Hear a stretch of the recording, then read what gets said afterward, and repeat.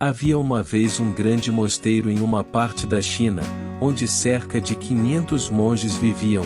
Todos eles praticavam o caminho da autorrealização sob o comando de seu mestre Zen. Um dia um homem foi ao mosteiro para se tornar discípulo. Ele disse ao mestre Zen: Senhor, eu quero me conhecer, quero conhecer a verdade.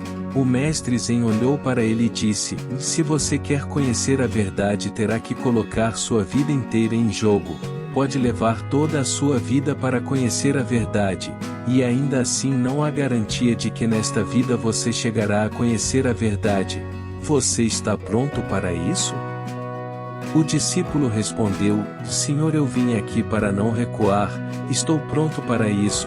O mestre disse: se é assim, então faça uma coisa. Há 500 monges neste mosteiro.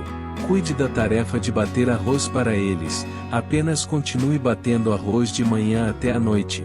Quando estiver cansado, vá dormir. E quando acordar de manhã, comece a bater arroz novamente. Não faça mais nada. Não pense em mais nada. Siga esse caminho. Além disso, não venha a mim novamente. Eu irei até você quando necessário. O jovem começou a bater arroz conforme as instruções de seu mestre.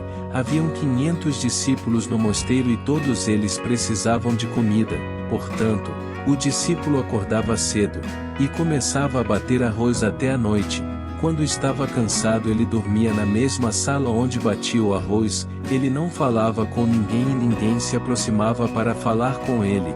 Por alguns meses, enquanto batia o arroz, todos os tipos de pensamentos vinham à sua mente. No entanto, quando esses pensamentos não encontravam novos assuntos, eles desapareciam por si mesmos. Lentamente seus pensamentos começaram a diminuir.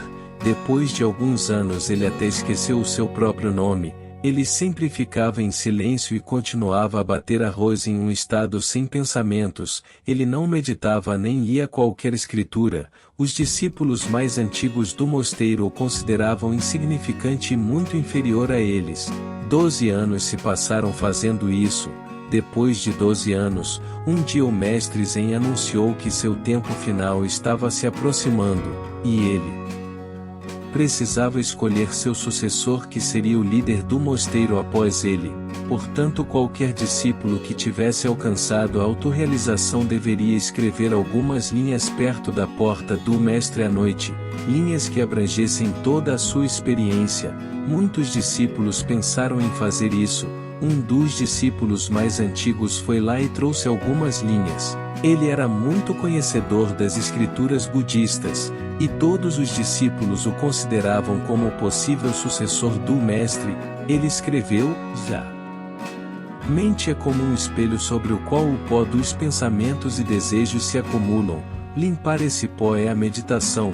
Quando o pó é removido, e o espelho da mente fica claro, a salvação é alcançada.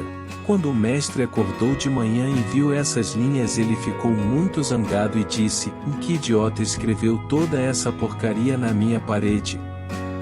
O discípulo mais antigo ficou em silêncio. No entanto, as linhas que ele escreveu continham sabedoria, mas eram conhecimento superficial.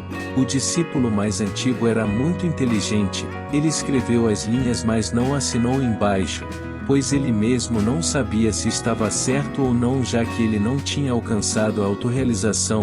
O mestre rejeitou completamente essas linhas. Todos ficaram surpresos com isso. Esse incidente se tornou um tópico de discussão em todo o mosteiro.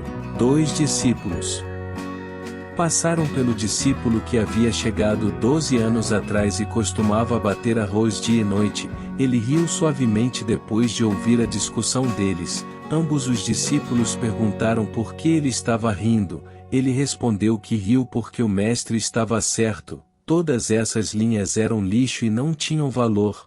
Os discípulos ficaram chocados e perguntaram se ele poderia escrever algumas linhas melhores.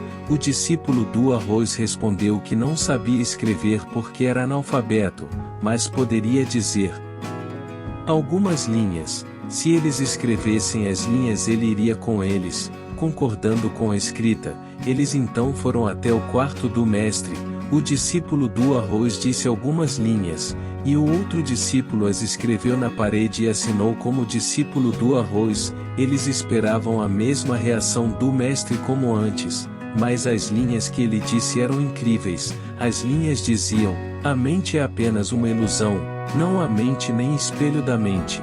E quando a mente não existe, onde o pó pode se assentar? Aquele que sabe disso conheceu a verdade. Quando o mestre viu essas linhas, ele se levantou no meio da noite e foi até o jovem discípulo do arroz que estava dormindo. Ele o acordou e disse: pegue isto, pegue meu bastão e pegue minha vestimenta. A partir de hoje você é meu sucessor, mas saia deste mosteiro imediatamente e vá para longe daqui. Eu sei que há muitos estudiosos neste mosteiro que se consideram superiores a você. Eles vão te matar porque não podem tolerar que um simples discípulo do arroz se tornou iluminado, enquanto eles não conseguiram. Você tem tudo o que eu tenho, e você conseguiu enquanto batia arroz, e eu sei que onde quer que você vá as pessoas virão até você, porque, quando uma flor desabrocha, sua fragrância começa a se espalhar por todos os lugares. O discípulo do arroz tocou os pés de seu mestre e saiu de lá naquela noite. Se olharmos para nossas vidas, veremos que muitas pessoas pensam que a meditação só pode ser feita sentando em um lugar, com os olhos fechados, mas na realidade não é assim. A meditação pode ser praticada até mesmo enquanto se caminha ou enquanto se faz algum trabalho. O verdadeiro significado da meditação é estar tão absorto naquilo que você está fazendo, que nem mesmo está ciente do seu corpo, assim como o discípulo do arroz que seguiu tão absorto em bater arroz que não tinha senso de si mesmo, e um dia enquanto batia arroz, ele alcançou a autorrealização. Da mesma forma, Zen significa estar no momento presente o tempo todo, e não pensar em nada, porque a mente existe enquanto há pensamentos. Quando não há pensamentos, a mente também desaparece, e quando a mente não está mais presente, só o seu verdadeiro eu puro permanece.